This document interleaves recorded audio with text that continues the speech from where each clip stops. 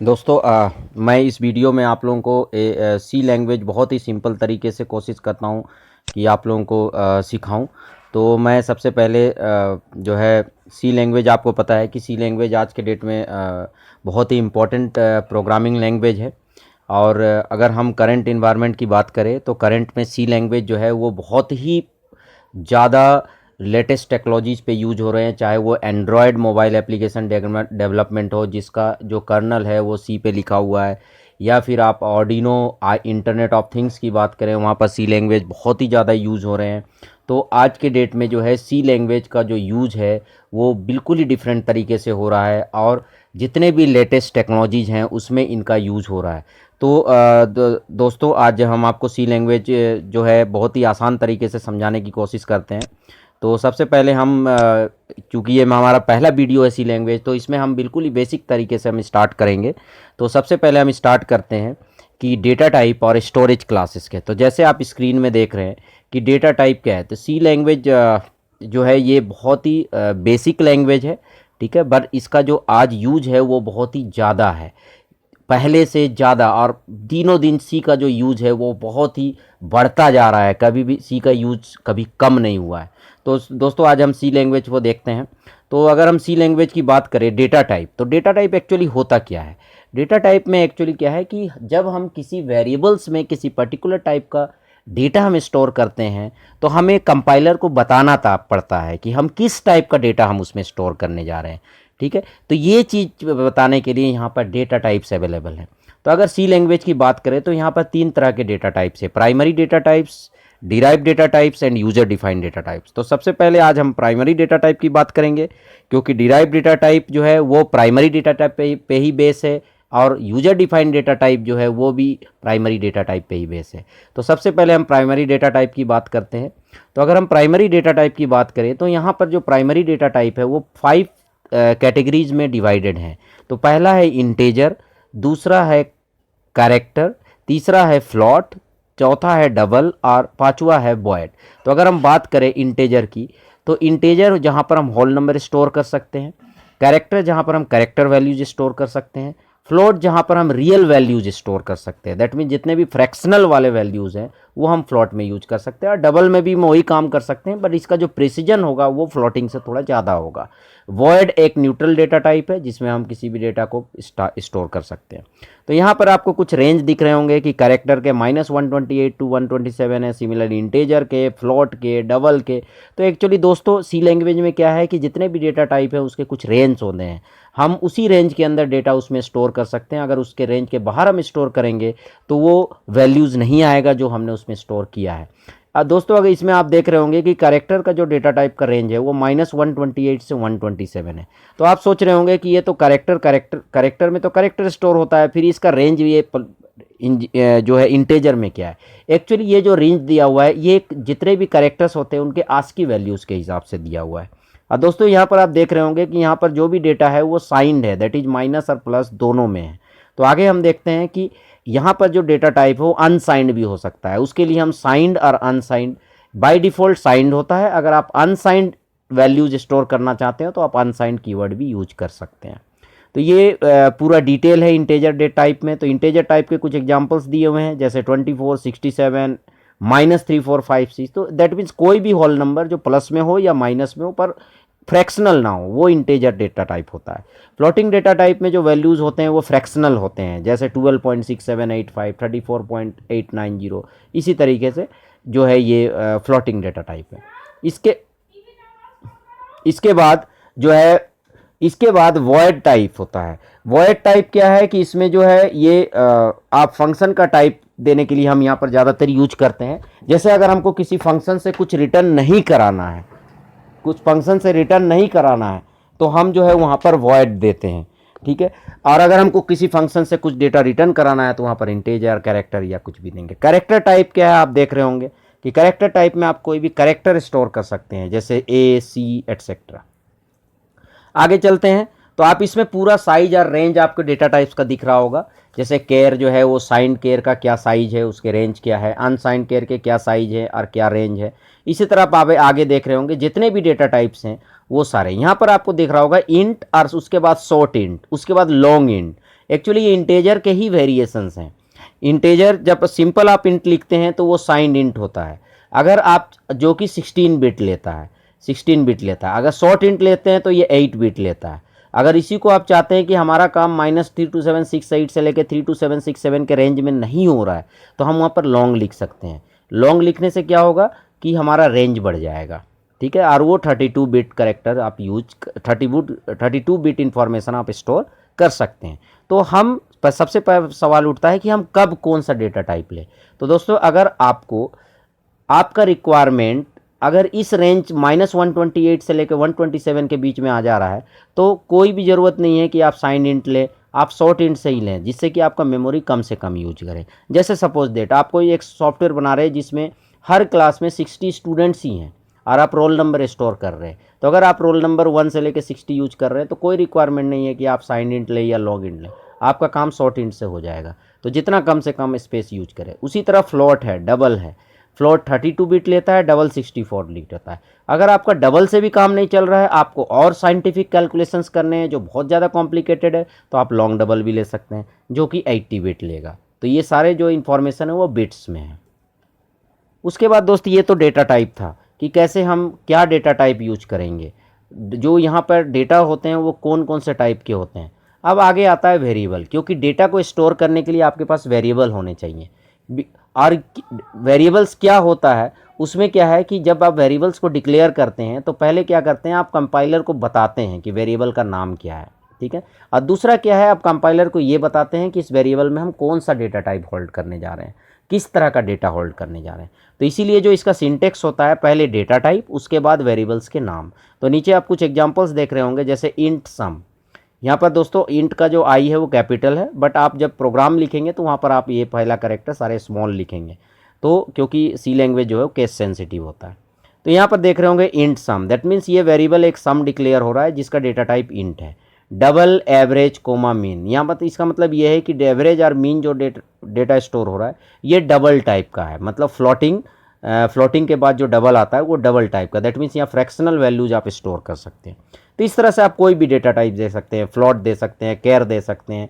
तो ये आपके डिपेंड करता है कि आपके प्रोग्राम में क्या रिक्वायरमेंट है। इसके बाद आप देख रहे होंगे कि सारे डेटा टाइप्स के कुछ कीवर्ड्स दिए हुए हैं। तो जैसे कैरेक्टर लेना है तो आपको कैरेक्टर लिखने की ज़रूरत नहीं है, आपको केवल CHAR लिखना पड़ेगा।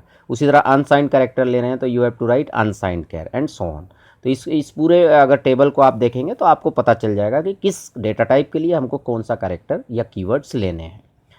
उसके बाद आता है दोस्त यूज़र डिफाइंड टाइप डिक्लेरेशन। यहाँ पर आप अपना यूज़र जो है अपने हिसाब से भी डेटा टाइप का नाम दे सकता है। जैसे यहाँ पर हमने उसके लिए कौन सा कीवर्ड है, टाइप डेफ। तो यहाँ पर आप देख रहे होंगे टाइप डेफ, और किस टाइप को आप नाम देना चाहते हैं और उस किस टाइप को आप अपना क्या नाम नहीं देना चाहते हैं।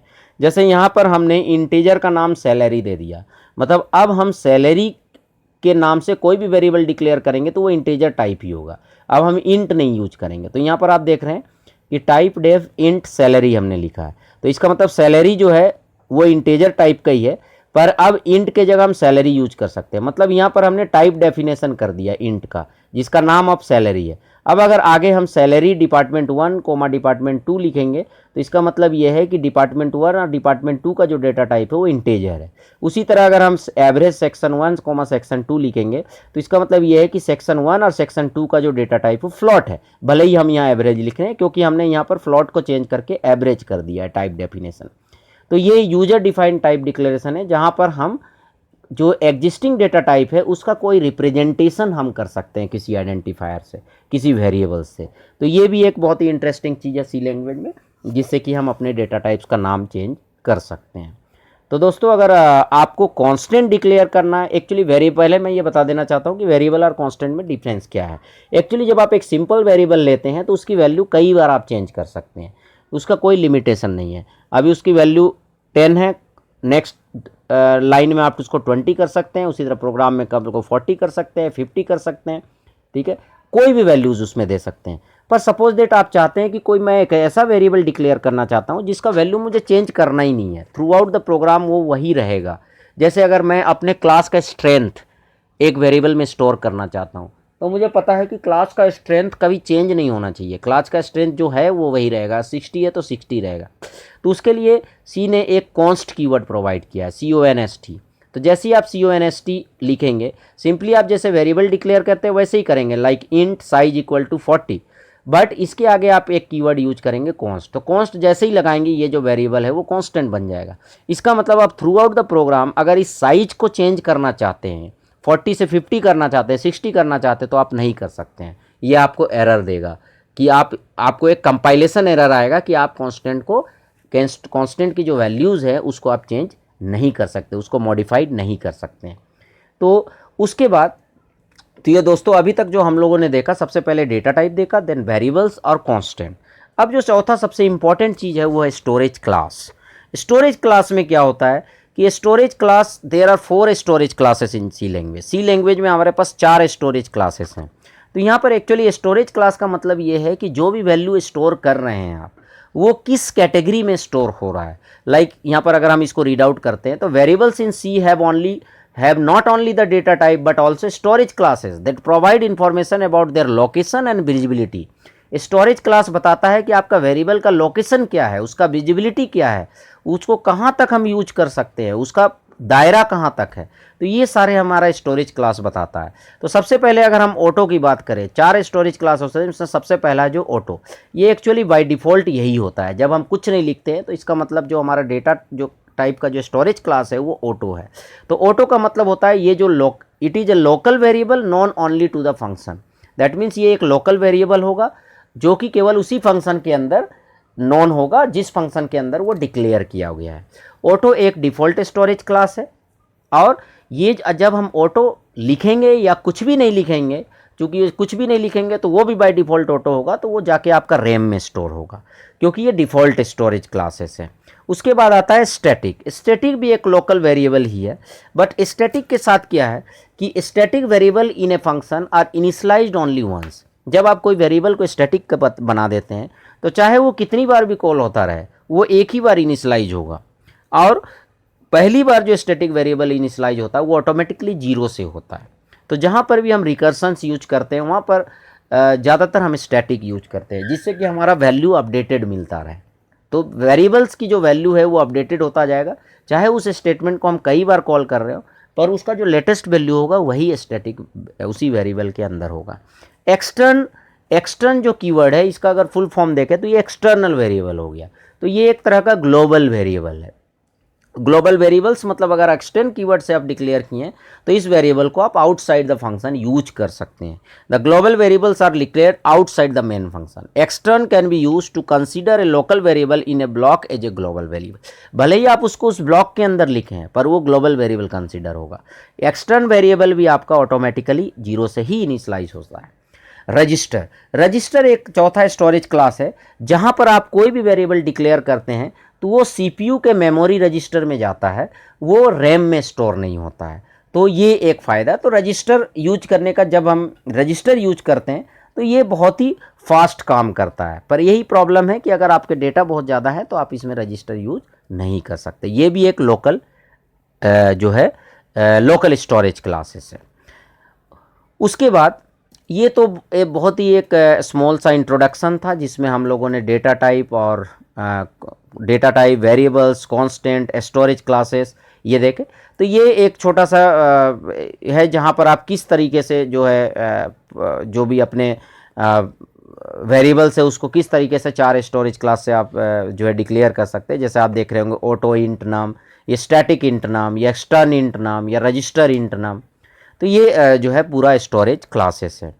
तो दोस्तों तब तक हम जो है एक छोटा सा सी के प्रोग्राम हम लिखते हैं, जिसमें हम आपको इन चीज़ों को थोड़ा सा एक्सप्लेन करने की कोशिश करेंगे। तो यहाँ पर आप देख रहे हो कि हमने एक छोटा सा प्रोग्राम लिया है, जिसमें जो है हमने क्या किया है कि शॉर्ट इंट हमने लिया है और ऊपर से साइंड लिया है हमने। तो इस पर हम स्टोर क्या कर रहे हैं 32767, और उसमें हम हेलो वर्ल्ड के साथ एक इस नंबर को डिस्प्ले कर रहे हैं। तो दोस्तों हम देखते हैं कि इसमें ये कंपाइल होकर क्या आउटपुट देता है। तो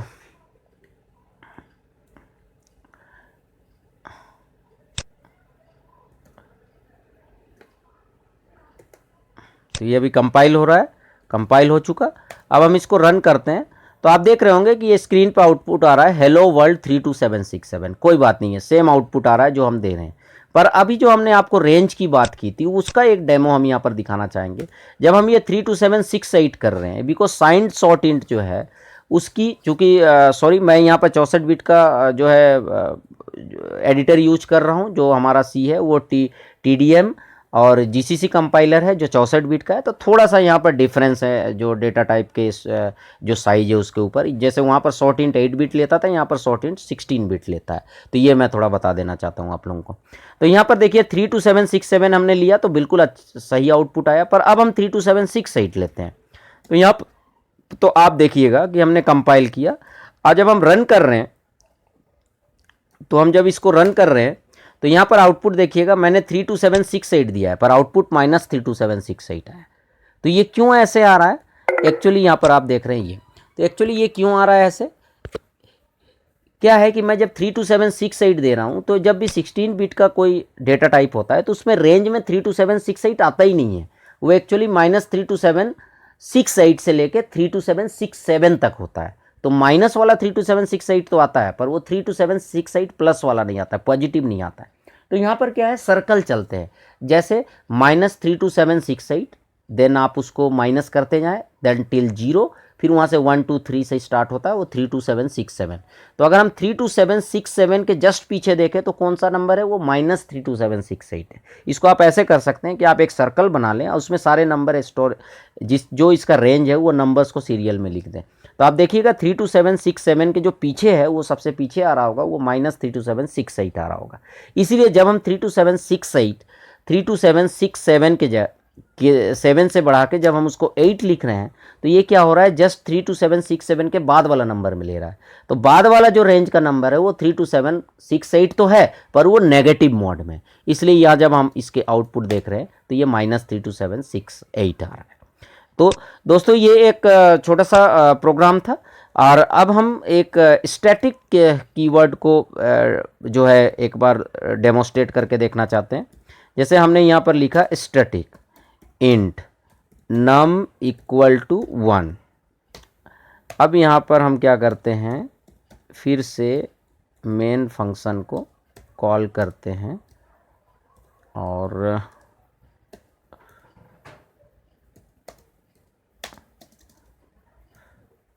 मेन फंक्शन को यहाँ पर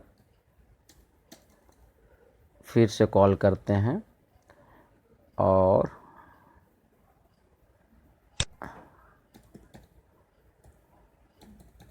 num +1 करते हैं। तो पहले सेव कर लें हम, या इसको कंपाइल करते हैं। तो यहाँ पर